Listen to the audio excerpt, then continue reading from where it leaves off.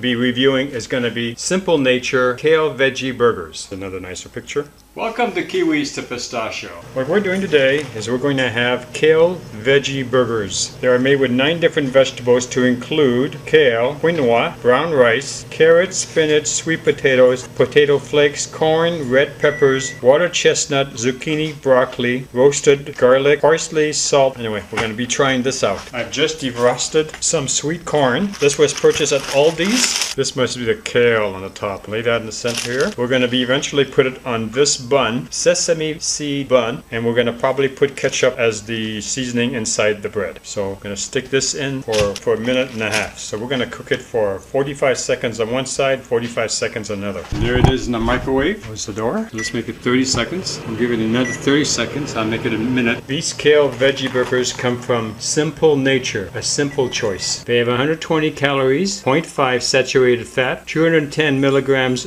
of sodium, and 1 gram of sugar, and 2 grams of protein. This has just come out of the microwave. We're going to use our bun now. We're going to use our non-vegan tomato sauce. You could use paste picante sauce, you could use salsa, you could use all kinds of different types of flavorings. Cut the pate and lay it on top, like so. And then we're going to put a little bit of paste crunchy salsa on the top. Give it a little bit more flavor.